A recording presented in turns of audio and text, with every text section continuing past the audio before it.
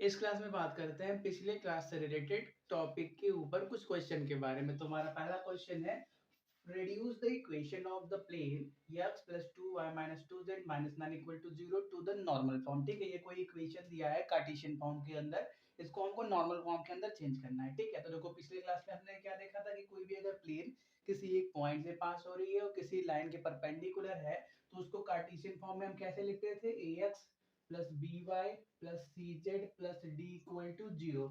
और अगर उसी को नॉर्मल फॉर्म में लिखना होता तो कैसे लिखते थे, L X plus M Y plus N Z equal to P लिखते थे, जहां पे पी किसके बराबर होता था, minus D upon under root A square plus B square plus C square के बराबर होता था।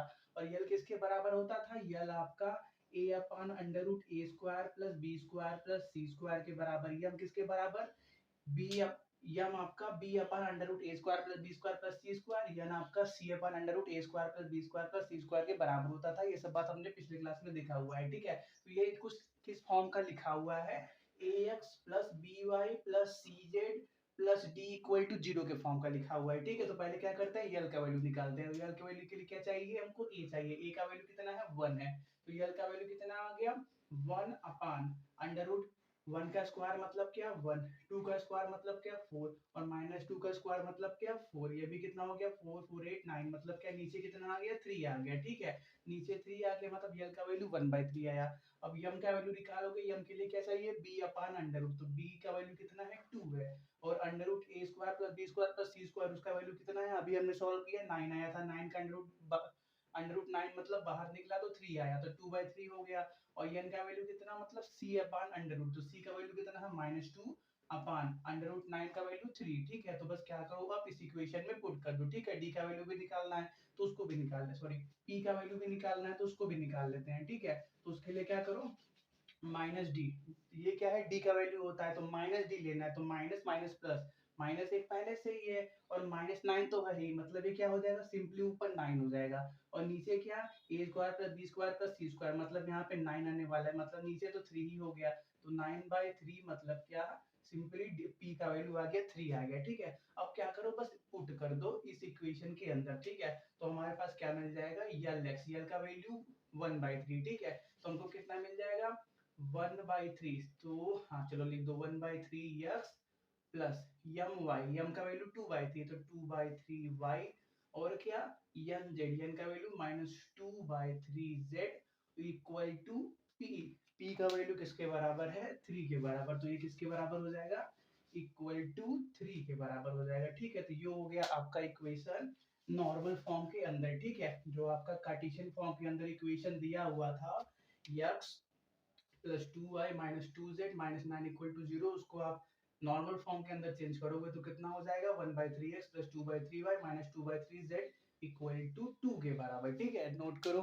बात करते हैं सेकंड क्वेश्चन की। तो देखो सेकंड क्वेश्चन हमारा पहले क्लास से है। ठीक है, पहले क्लास में हमने इंटरसेप्ट फॉर्म पढ़ा था तो वहां से ये क्वेश्चन है। ठीक है, देखो यहाँ पे क्या हो रहा है, हमारे पास सेंट्राइड ऑफ ट्रायंगल का यूज होगा। देखो सेंट्राइड ऑफ ट्रायंगल हमने सिस्टम ऑफ कोऑर्डिनेट चैप्टर जो था उसके अंदर पूरा पढ़ा था कि ये ट्रायंगल के 3 पॉइंट दिए हुए हैं और तीनों पॉइंट का अगर पोजीशन दिया हुआ है, कोऑर्डिनेट दिया हुआ है, तो उसका सेंट्राइड कैसे निकालते हैं। ठीक है, तो उसका यूज होगा यहाँ पे, अगर वो बात नहीं पता तो वहां पे आके पहले देख सकते हो। ठीक है, तो फिर तुम्हारे देखो बात करते हैं क्वेश्चन की। तो क्वेश्चन है हमारा, a plane meets the coordinate axis in ABC such that the centroid of triangle ABCE is the point PQR।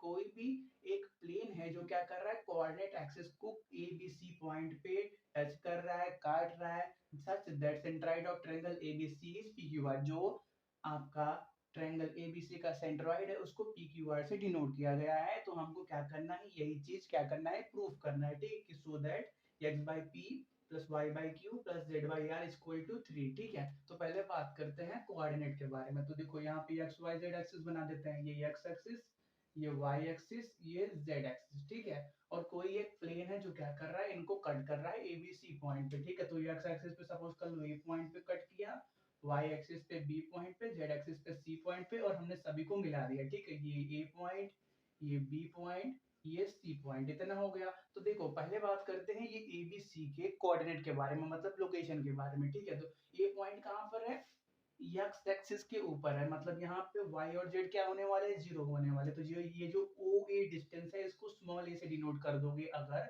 तो ए पॉइंट का पोजीशन क्या हो जाएगा, a,0,0। बी पॉइंट की बात करें तो वो कहाँ पर है, वाई एक्सिस के ऊपर है। तो वाई एक्सिस के ऊपर एक्स और जेड क्या होते हैं, 0।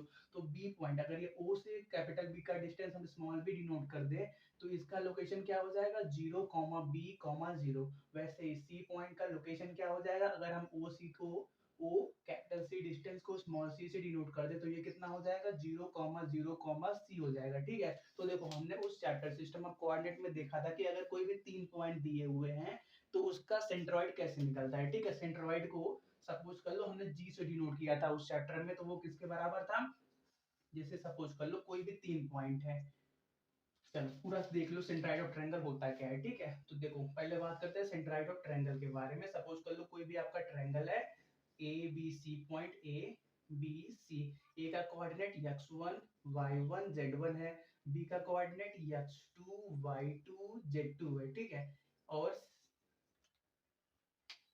z2 है। ठीक है, और सी का कोऑर्डिनेट x3 y3 और z3 है। ठीक है, तो देखो सेंट्राइड ऑफ ट्रायंगल होता है क्या, सेंट्राइड ऑफ ट्रायंगल ये ए से पहले किया जाता है, एक परपेंडिकुलर गिराया जाता है बीसी लाइन के ऊपर। ठीक है, जो सेंट्राइड ऑफ ट्रायंगल होता है वो क्या करता है, इस ए परपेंडिकुलर लाइन को, ये जो परपेंडिकुलर जहां पे मीट किया बीसी लाइन को, वहां पे कोई पॉइंट उसको नाम दे दो डी। ठीक है, तो देखो जो आपका सेंट्राइड ऑफ ट्रायंगल होता है वो कोई एक पॉइंट होता है किसके ऊपर, एडी लाइन के ऊपर, जो क्या करता है एडी लाइन को 2:1 के रेशियो में डिवाइड करता है। सेंट्रॉइड क्या है, कोई एक पॉइंट है कहाँ पे, एडी लाइन के ऊपर, जो क्या करता है एडी लाइन को 2:1 के रेशियो में डिवाइड करता है। और सेंट्रॉइड को हम जनरली जी से डिनोट करते हैं। ठीक है, जी का coordinate x1 plus x2 plus x3 by 3 comma y1 plus y2 plus y3 by 3 comma z1 plus z2 plus z3 by 3 के बराबर होता है। ठीक है,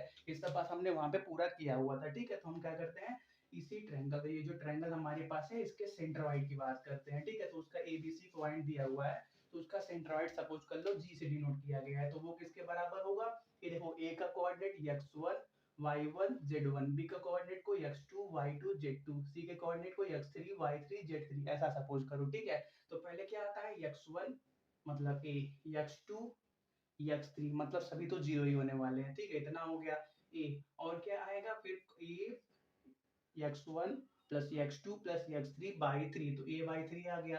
फिर क्या बात करते हैं y के बारे में, तो क्या होता है y1 plus y2 plus y3 मतलब सिर्फ क्या मिलेगा, b बाई 3 मिलेगा। फिर क्या z1 plus z2 plus z3 by 3। ठीक है, तो z1 z2 z3 ऐड करोगे तो सिंपली c मिलेगा बाई 3।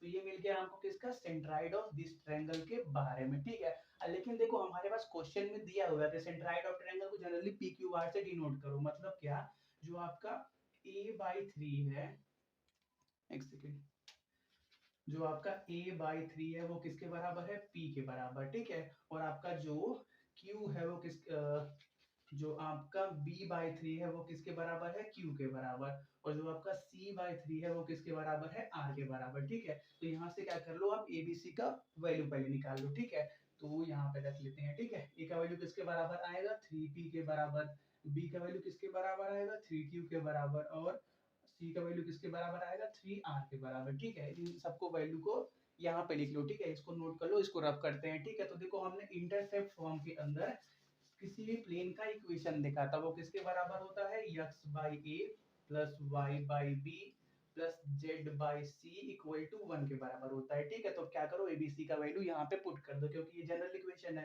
ठीक है, तो x अपान ए की जगह 3p प्लस y अपान बी की जगह 3q प्लस z अपान सी की जगह 3r इक्वल टू 1। ठीक है, तो नीचे 3 को कॉमन करके साइड में मल्टीप्लाई कर दोगे तो 3 उधर साइड में चला जाएगा, तो क्या हो जाएगा, s by P plus y by Q plus z by R is equal to 3। यही क्या करना था, हमको प्रूफ करना था। ठीक है, नोट करो।